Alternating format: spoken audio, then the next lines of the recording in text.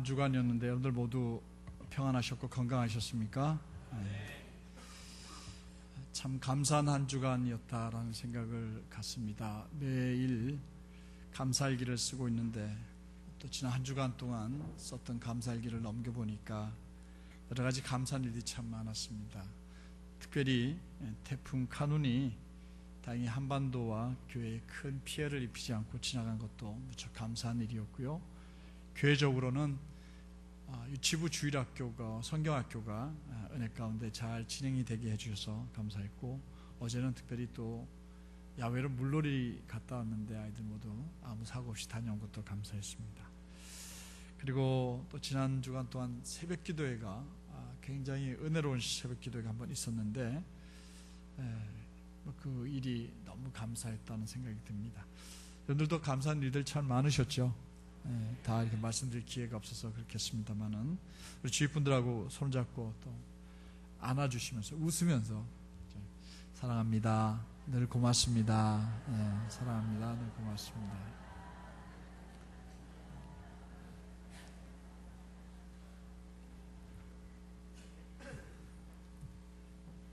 한 3주 전에 제가 제일 사랑하는 제 친구 김석진 목사에게 박 목사 깔아앉지 말고 책을 좀 한 권 읽으라고 책을 하나 권유받았습니다. 책이 데이빗 플랫 목사님이 쓰신 레디칼이라고 하는 책입니다. 이 책입니다. 이 책을 권유받고 2주간 동안 책을 구입하지 못한 채 시간을 지내다가 때마침 우리 교회 청년들이 이 책을 함께 읽고 있다는 것을 알게 되어서 청년회를 통해서 제가 이 책을 구입해서 지난 주간 동안 한 반 정도를 읽었습니다. 저는 이 책에서 저를 포함해서 이 땅의 모든 한국교회 목회자들이 성공주의에 빠져 있다라고 하는 저자의 지적에 공감하지 않을 수가 없었습니다. 목회자로서 성공하는 것이 뭐가 나쁘냐, 이렇게 저도 반문을 가졌었습니다. 그런데 책을 읽으면서 오늘 목회자들이나 성도들이 추구하는, 여러분들도 추구하고 있는 그 성공이라고 하는 것이 결코 성공적이지 않다라는 것, 세속적인 세상 사람들이 추구하는 성공과 전혀 다를 바가 없다는 것이 저자 데이빗 목사님의 지적이었습니다.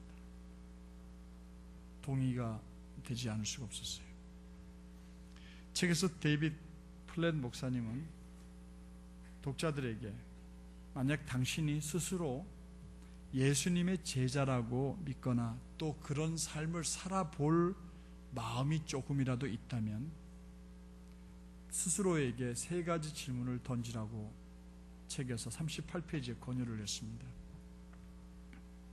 그 첫 번째 질문이 뭐냐면, 나의 모든 것을 다 내버리고 쫓아갈 만큼 예수님이 당신에게 가치가 있는 분이냐? 여러분들 마음으로 대답하셨습니까?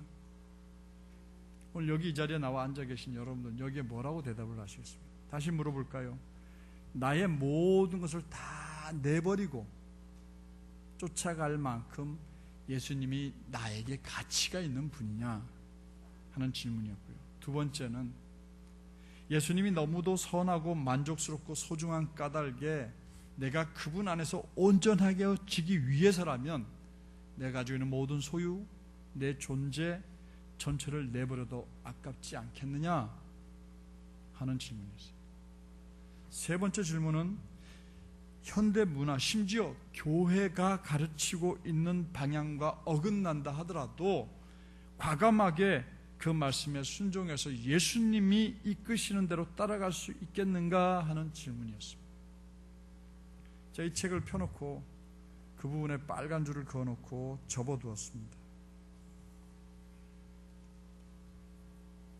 그리고 질문이니까 제가 대답을 해야 했습니다. 근데 저는 예라고 할 자신이 생기지 않았습니다. 예라고 말을 못했습니다. 제가 예라고 대답하려고 하니까 성공이라는 걸 포기해야 하기 때문에 성경적인 성공이 아닌 세속적인 성공을 포기해야 했기 때문입니다. 성공하고 싶은 마음을 내려놓아야 했기 때문입니다. 그러니까 이게 제 마음속에 책을 읽으면서 머릿속으로 혼돈이 막 일어나기 시작합니다. 그러면 오늘 예수님은 오늘의 관점에서 볼 때 그분은 성공한 목회자였느냐? 여러분 한번 대답해 보실래요? 오늘 관점에서 예수님은 성공한 목회자였습니까? 실패한 목회자였습니까? 오늘의 성공이라고 하는 관점에서, 오늘 모든 목사님들이, 성도들이 추구하는 성공이라는 관점에서 볼 때 예수님은 성공한 분이셨습니까? 실패한 분이셨습니까? 헷갈리죠? 예수님은 실패한 목사님, 목회자예요. 실패한 리더예요. 근데 저는 그 실패한 예수님과 정반대로 오늘날의 관점에서 성공하고 싶어하는 목회자였다라는 거죠. 예수님은 12명의 제자로 만족하셨습니다.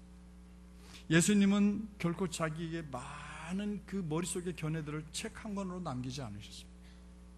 예수님은 아무것도 소유하지 않으셨습니다.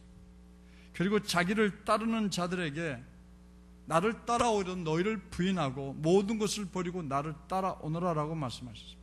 근데 저는 다른 사람들이 부러워하는 것을 솔직히 말하면 소유하고 싶어하는 성공 추구자이고 성공주의자가 되어 있습니다.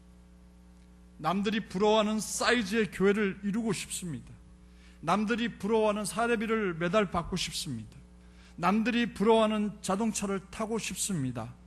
유명해져서 이 교회 저 교회 집회해달라는 소리를 듣고 싶습니다. 텔레비전에 나가서 가장 황금 시간에 설교하는 목사가 되고 싶습니다. 그러니 갈등이 생기죠. 갈등이 생깁니다. 예수님의 가르침과 나의 성공을 향한 이상과 바램과 열정이 계속 마음속에 부딪히는 겁니다.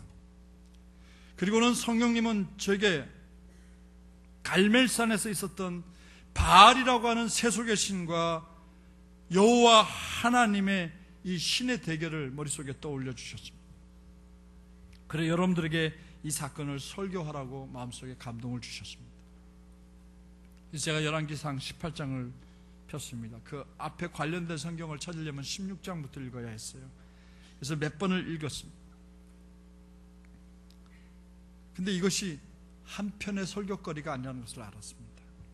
그래서 백지를 옆에 두고 대목대목을 나눠서 어떻게 설교를 해야 될까 쓰다 보니까 설교의 내용이 무려 5번이나 해야 될 설교라는 걸 알았어요. 그래서 성령에 순종하는 마음으로 오늘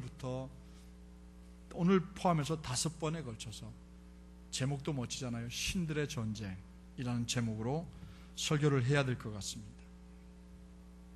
성령님께서 저나 나름대로 신실하게 신앙생활을 하고자 하는 동안성결교회 성도들과 또 인터넷으로 이 설교를 듣게 될 모든 성도들에게 하나님께서는 무엇을 말씀해 주시려고 이렇게 강력하게 제 마음을 이끄시는지 저도 알 길은 없습니다.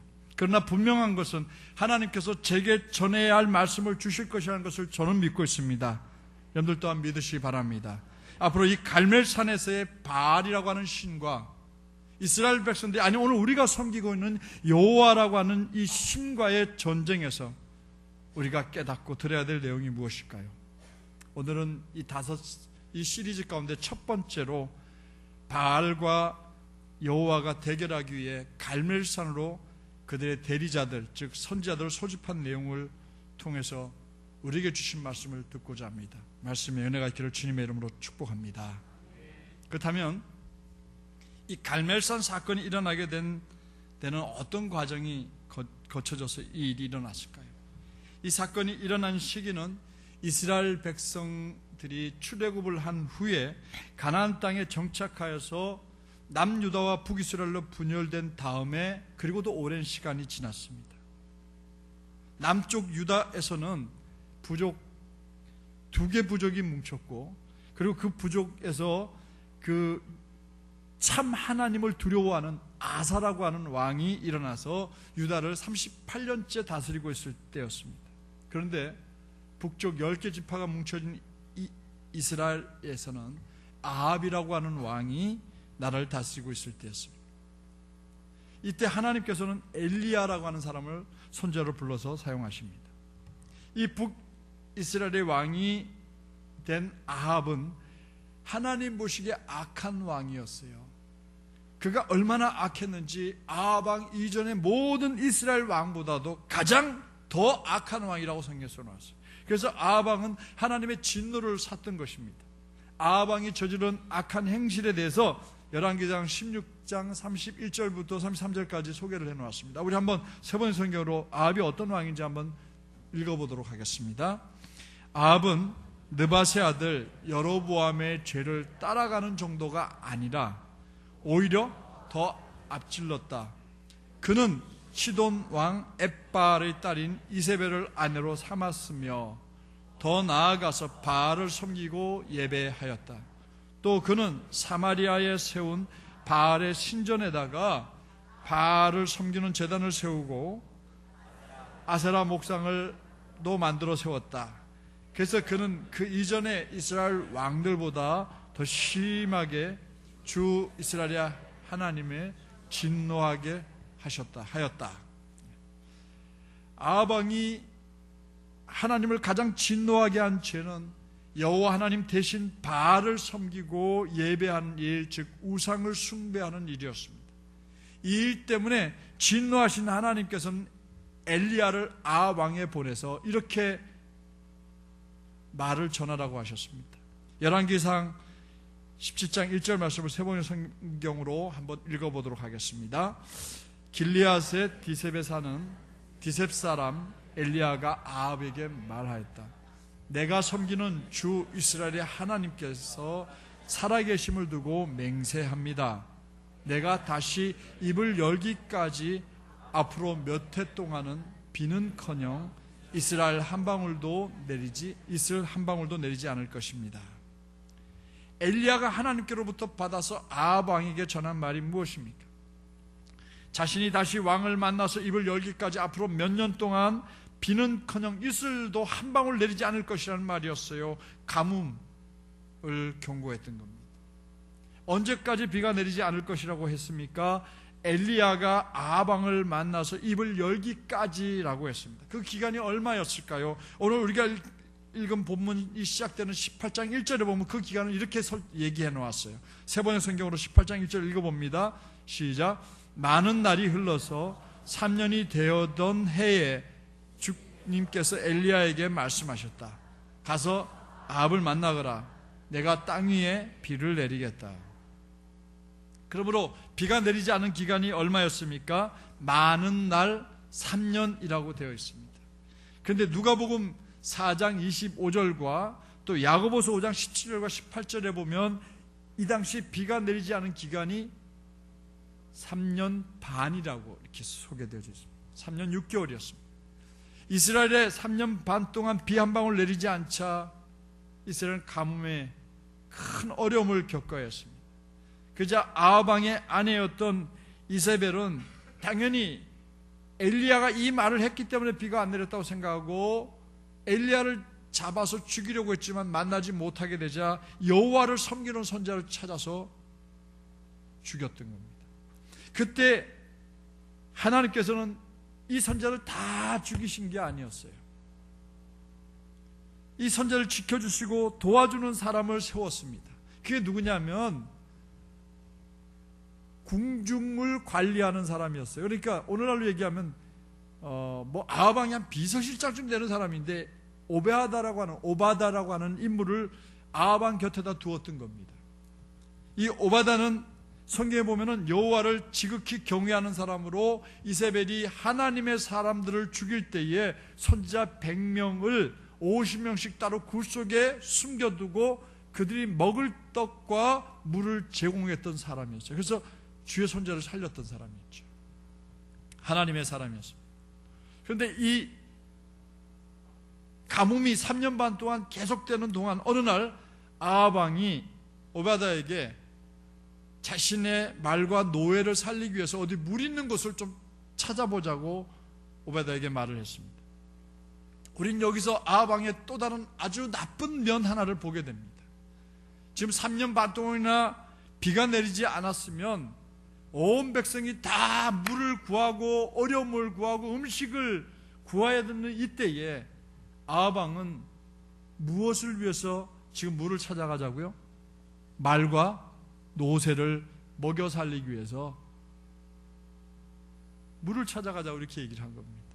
그만큼 아합 왕은 백성과는 상관없는 사람이었습니다. 그래서 이 얘기를 들은 오바다는 아합 왕과 각각 길을 나눠서 물을 찾아가기로 하고 길을 떠났습니다. 이때 엘리야가 혼자 길을 가고 있는 오바다에게 나타났습니다. 그리고 오바다에게 아합 왕을 내가 좀 만나야 되겠다, 주선해라, 이렇게 얘기를 했던 겁니다. 이 말을 들은 오바다는 아합 왕에 가서 엘리야가 만나기를 원한다고 말을 전했습니다. 그리고 이 두 사람이 만났습니다. 그리고 이것이 계기가 돼서 갈멜산에서 바알과 여호와의 대결이 벌어지게 되는 겁니다. 오늘 우리는 이 말씀을 통해서 한 가지 정신을 번쩍 차리고 집중해야 될 것이 하나 있어요. 오늘날도 그 당시처럼 마실 물이 없어 목마른 시대라는 것을 우리는 깨달아야 합니다. 아니, 우리들의 시대, 이 시대에 우리들의 영혼을 적셔줄 영적인 시원한 물이 없어서 하나님의 거룩한 사람들마다 목말라는 시대를 맞이하고 있습니다. 무슨 말씀입니까, 목사님? 텔레비전을 틀면, 라디오를 틀면 기독교 방송국에서 시간마다 유명한 목사님들의 말씀이 홍수처럼 밀려 나오는데요. 기독교 신문이나 잡지마다 주의 종들이 전하는 말씀들이 쏟아져 나오고 있는데요. 그런데 뭐가 목마르단 말입니까? 목마르지 않잖아요. 그렇다면 여러분들이 텔레비전 앞에서 앉아서 조영기 목사님의 말씀을 듣고 또 하영주 목사님의 말씀을 듣고 옥하는 목사님의 말씀을 들을 때 여러분들이 그 말씀이 여러분들의 목을 시원하게 죽여주시던가요? 그 말씀을 듣고 그래, 내가 저 말씀대로 살아야겠다고 다짐이 일어나던가요? 저 말씀을 듣고 내가 잘못 사는 거야 하고 무릎을 꿇게 만들던가요? 그렇지 않잖아요. 우리들의 눈은 온통 텔레비전 앞에 나와서 설교하는 목사님 교회의 그 화려함, 웅장한 모습들, 거기에 기가 줄려 있는 겁니다. 거기에 초점이 맞춰져 있습니다. 장아무개 목사님 나와서 얘기하는데 배꼽을 잡고 웃다 보니 시간 간 줄도 모릅니다. 하나님, 그런데 안 웃을 수가 없죠.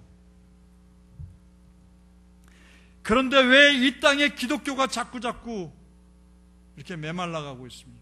그런데 왜 이 땅의 기독교에서 거룩한 주의 종들을 목말라하고 그 목말라는 영혼들의 목을 죽여주지 못하고 있습니다?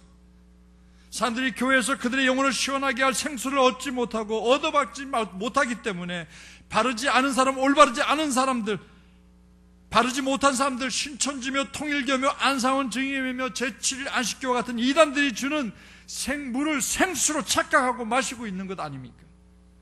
그리고 그들의 삶도, 영혼도 이단이 주는 오염된 물을 마시고 중독되어 병들어 죽어가고 있는 겁니다.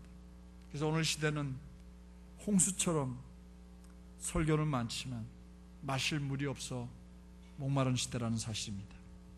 이럴 때 목숨을 걸고 여호와를 경외하는 사람, 하나님의 선지자들을 몰래 도와가며 하나님의 사람들을 살리고자 하는 오바다와 같은 인물이 우리 동안선교회 안에 있어야 될 줄로 믿습니다. 오늘 아무리 세상이 황금을 섬기고 또 그 황금을 신으로 섬기며 성공주의에 목말라 있고 죄악으로 간영된 세상이라 하더라도 바알 앞에 무릎을 꿇지 않은 사람들, 그리고 하나님의 말씀대로 바르게 살려고 하며 신실한 주의 종들을 목숨을 걸고 돕고자 하는 오바다와 같은 사람들이 우리 동안선교회 이 안에 꼭 있게 되기를 주님의 이름으로 당부드립니다. 이제 오바다는 이제 아합에게 가서 이 엘리야가 만나기를 원한다는 말을 전합니다. 그자 아합 왕은 그동안 가뭄으로 인해서 쌓였던 원망의 말을 엘리야를 보는 순간 막 쏟아내기 시작합니다. 한마디로 요약되어 있어요. 17절 본문 말씀을 한번 읽어보도록 할까요? 다시 읽어봅니다. 뭐라고 했는지요? 시작. 아합은 엘리야를 만나서 이렇게 말하였다. 그대가 바로 이스라엘을 괴롭히는 자요. 아주 편안하게 읽은 말입니다. 당신 때문이야! 3년 반 동안 이 땅에 비가 내리지 않은 건 당신 때문이야. 이 나쁜 소리질렀습니다. 아하방은 지난 3년 6개월 전에 만났던 엘리야의 말 그대로 3년 6개월 동안 비 한 방울 내리지 않았습니다. 그래서 속으로 생각하기를 이 백성들을 괴롭게 한 사람은 너 때문이라고, 네가 말한 것 때문이라고 지금 지적을 했습니다.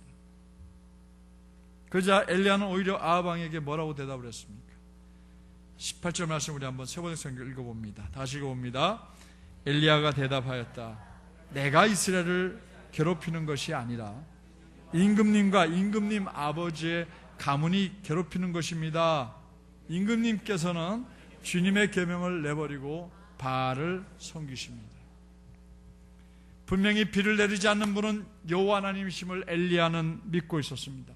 그리고 엘리야는 하나님께서 3년 반 동안이나 비를 내리지 않는 것은 아합과 아합의 가문이 나의 계명을 버리고 바알이라고 하는 우상을 섬겼기 때문이다 라고 엘리야에게 이미 말씀해 주셨던 것입니다. 우리는 이 아하방의 모습에서 바로 나의 모습, 우리의 모습을 볼 수 있어야 합니다. 반드시 봐야 합니다. 이 아침에 봐야 합니다. 이스라엘의 3년 반 동안의 가뭄의 원인 누구 때문이라고 배웠습니까? 아하방 때문이었어요. 그렇다면 오늘 우리 가정에 겪고 있는 불행과 고통의 원인은 무엇 때문입니까? 지난날까지 우리 동안교회가 겪어야 했던 고통, 오늘도 겪고 있는 이 고통은 누구 때문입니까? 오늘 이 나라의 민족이 이 겪고 있는 고통은 또 무엇 때문이며 누구 때문입니까? 주의 종 때문입니까? 아니면 남편 때문입니까? 아내 때문입니까? 아무개 때문입니까? 아무개 장로 때문입니까? 아무개 권사 때문입니까? 아무개 집사 때문입니까? 아니지 않습니까? 우리는 우리 자신의 가슴을 치며 저 때문입니다, 저 때문입니다 라고 말할 수 있어야 할 줄로 믿습니다. 자녀들이 아파할 때에, 아내와 남편이 힘들어할 때에 우리는 그들을 방치한 채 내 일만 했습니다. 그래서 가정이 어려워졌던 겁니다. 교회가 아파할 때에, 성도들이 교회를 버리고 떠날 때에, 교회가 물질적인 어려움으로 가득할 때 우리는 서로를 원망만 했지 정말 목숨을 걸고 금식하며 내 가진 모든 재산을 내놓고 하나님의 도우심을 바라며 하나님만 의지하지 않았습니다. 지금도 우리는 여전히 배우자를 향하여, 성도들 간의 서로를 향하여, 국회의원들이 상대방의 정당을 향하여서, 남과 북이 서로를 향하여서 너 때문이야, 너 때문이라고 하고 원망하고 있는 것을 우리는 알아야 합니다. 지금 우리가 너 때문이라고 말하며 가리키는 손가락을 이제는 내게로 돌려야 합니다. 그리고 나 때문이라고 가슴을 치며 고백하고 잘못을 깨닫고 개선하고 하나님 앞에 바로 서는 순간 모든 것이 회복되어진 역사를 새롭게 시작해야 될 줄 믿으시기 바랍니다. 이 아침 우리는 무엇 때문에, 누구 때문에 오늘 우리의 가정이, 오늘 우리의 기업이, 오늘 우리의 교회가, 오늘 이 민족이 이렇게 긴 목마름에 시달려 왔는지 돌아보는 아침이 되시기 바랍니다. 그리고 아하방처럼 너 때문이야 라고 상대방을 원망하지 말고 나 때문이며 내 탓이라는 것을 고백하고 깨닫는 이 아침 되시기를 주님의 이름으로 당부드립니다. 이렇게 만난 두 사람 가운데 엘리야는 자신을 가리켜서 원망하는 아하방에게 이렇게 요구합니다. 19절 말씀을 세 번역 성경을 읽어봅니다. 함께 읽습니다. 이제 사람을 보내어 온 이스라엘을 갈멜산으로 모아주십시오. 그리고 이세벨에게 녹을 얻어먹는 바알 선지자 450명과 아세라 예언자 400명도 함께 불러주십시오. 엘리야는 아하방에게 여호와 하나님을 버리고 대신 섬기는 바알이라고 하는 신섬기는 예언자들 450명과 바알이 혼자 있으면 심심하다고 그 옆에 부인을 만들어줬거든요. 그 부인 여신의 이름이 아세라예요. 근데 아세라는 나무로 깎아서 만들었습니다. 그래서 목상이라고 했어요. 이 신을 섬기는 선지자 400명을 갈멜산으로 불러내라고 얘기했습니다. 그렇다면 엘리야는 무엇 때문에 그들을 갈멜산으로 불러내라고 한 것일까요? 그 이유는 나중에 가면 이유가 좀 달라지긴 합니다만은 오늘 분명히 이야기할 수 있는 것은 누구 때문에 지난 3년 반 동안이나 비가 내리지 않았는지를 증명해 보이겠다는 것이었어요. 지난 3년 반 동안 이스라엘에 비가 내리지 않은 이유는 엘리야 자신 때문이 아니라 아합 왕 때문이라는 것을 증명해 보여주겠다고 왕 앞에서 당당하게 조금도 꿀리지 않게 하나님의 말씀을 선포했던 것입니다. 이 시대에도 바알, 즉 눈에 보이는 황금의 신을 섬기는 사람들을 향하여 엘리야처럼 당당하게 외칠 수 있는 사람이 있어야 하겠습니다. 바알에게 무릎을 꿇지 않고 절대 권력자 왕 앞에서도 왕과 왕의 가문 때문에 이 재앙이 임하였다고 당당하게 말할 수 있는 이 시대에 엘리야가 이 땅에 있어야 하겠습니다. 말씀을 말씀대로 바르게 전하는 주의 종들이 일어나야 합니다. 그런데 이 사람이 누구입니까? 아마 그는 세속에서 말하는 성공주의를 목표로 매달려 살며 질주하고 있는 사람이나 하나님의 종은 분명히 아닐 겁니다. 십자가에 달려서 마지막 물 한 방울까지 쏟아주시며 우리들에게 구원과 영생을 허락하신 예수님이 나의 모든 것 되십니다 라고 고백하고 내가 가진 모든 것을 다 내버리고 쫓아갈 만큼 예수님을 절대 가치로 고백하는, 그리고 헌신하며 살아가는 그런 사람들일 수 있겠죠. 예수님이 자신에게 너무나 선하고 너무나 만족스럽고 너무나 소중한 가치인 까닭에 예수님 안에서 온전해지기 위해서라면 내 벌어놓은 재산과 내 소유 존재 전부를 내버려도 아깝지 않다고 고백하는 사람들이 엘리야처럼 살겠죠. 현대문화가 말하는 성공과 분명히 어긋나지만 과감하게 예수님의 말씀에 순종해서 예수님이 이끄신 대로 따라 살아갈 수 있는 사람이 바로 엘리야이겠죠. 앞에서도 말씀드렸지만 저는 그런 사람이 못 됩니다.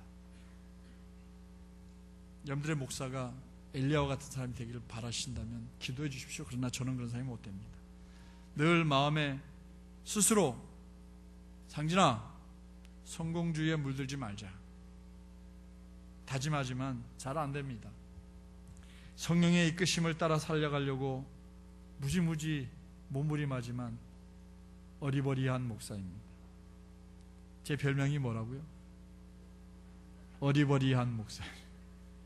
어른들은 어리버리라는 말을 모르는데 제가 며칠 전에 제가 가까이 지내는 어느 목사님이 형님하고 부르는 분한테 전화를 걸었어요. 그랬더니 잘 지내? 예, 잘 지냅니다. 별일 없고, 예, 별일 없어요. 이 어리버리한 녀석아. 이거 난데없이 저보고 어리버리하다 보니 좀 정신 좀 바짝 차리고 똑똑하게 판단 좀 하지 그래. 조금만 기다렸었으면 녀석아. 그분은 제게 그 얘기를 해요. 조금 더 기다렸다 큰 교회 가지. 동안교회 가는 이 어리버리한 녀석아. 저 어리버리합니다. 근데 저 행복합니다. 열심히 할 겁니다. 오늘 여러분들이 제가 대신한 말씀을 제대로 들었다면 여러분들도 고민하셔야 합니다. 고민하세요. 그리고 젊은 분들은 여러분들이 따라가고 싶어하고 꼭 이루고 싶어하는 그 성공이라는 게 뭘까를 생각해 보십시오. 그 성공을 이루어서 뭘 할까요? 그래서 이 레디칼이라는 책에 보면은 그 성공하는 방법을 예수님의 방법으로 확 바꾼 사람들이 있어요.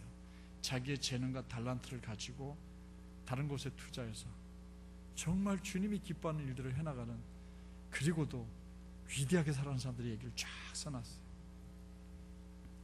우리 젊은 분들은 그런 꿈을 꾸셨으면 좋겠어요. 나름대로 성공을 이루신 우리 장로님들, 우리 안수 집사님들, 우리 성도 여러분들, 여러분들이 이룬 그 성공을 가지고 무엇을 해야 하나님께 영광이 될지 정말 깊이 고민하셔야 합니다. 그렇지 않으면 여러분들은 세상 사람들이 똑같이 성공해서 먹고 사는 방법으로 살아가는 사람과 전혀 다를 바 없습니다. 그리고 우리는 예수를 믿는다고 말합니다. 그렇게 얘기하겠죠. 이 모든 것이 주님이 내게 주신 축복이라고요.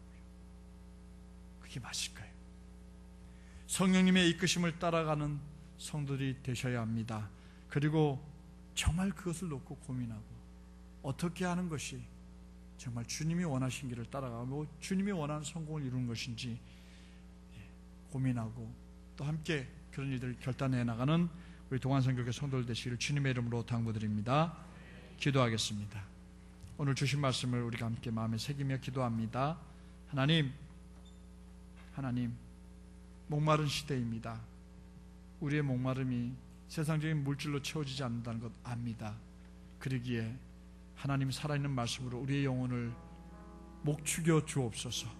이 동안선교회에서 선포되는 말씀들이 우리의 영혼을 채우게 넉넉한 말씀이 되게 해달라고 기도해 주시기 바랍니다. 여러분들 스스로가 하나님 어려운 때에 오베아다처럼 목숨을 걸고 진실하게 바르게 살고자 하는 목회자들을 도우며 주의 종들을 도와서 그들을 하나님 지켜주는 그런 성도이 되겠다고 다짐하시기 바랍니다.